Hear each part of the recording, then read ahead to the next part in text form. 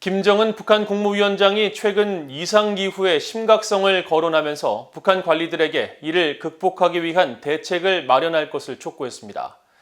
전 세계가 지구온난화에 영향을 받고 있는 가운데 김정은 정권의 형편없는 통치로 북한의 고질적인 문제가 기후변화로 인해 더욱 악화될 가능성이 있다는 지적이 나옵니다. 김용교 기자가 보도합니다.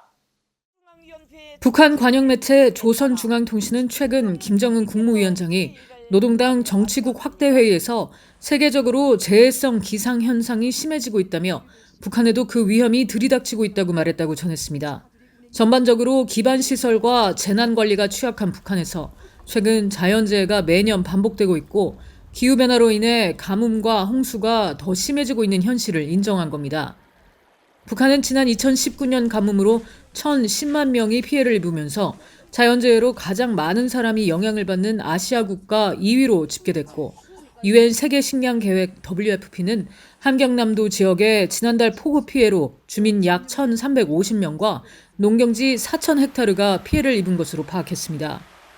미국의 민간 연구단체인 전략위기협회의 프란시스코 페미아 연구국장은 이에 대해 기후변화는 김정은 정권의 억압과 형편없는 통치로 인해 가뜩이나 매우 나쁜 북한의 상황을 더 악화시키고 있다고 지적했습니다.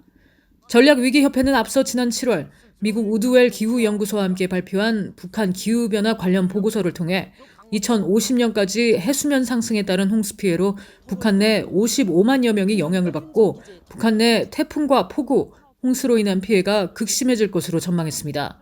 특히 앞으로 홍수와 폭우로 인한 피해가 잦아지면서 북한 내 범람 지역의 군사시설이나 주거단지, 상업과 교통시설, 농업시설 등 사회 거의 대부분의 기반시설들이 침수될 위험이 더 커질 것이라고 지적했습니다.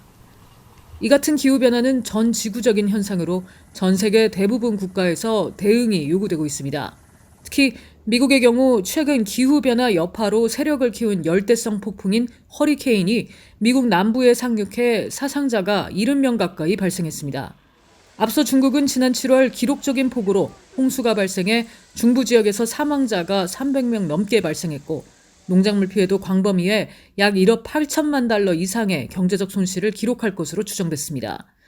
이에 따라 미국을 비롯한 전 세계 국가들은 정부 역량을 총동원해 기후변화 대응에 총력을 기울이면서 이와 관련한 각국 정부의 역량이 그 어느 때보다 중요해졌다는 평가입니다.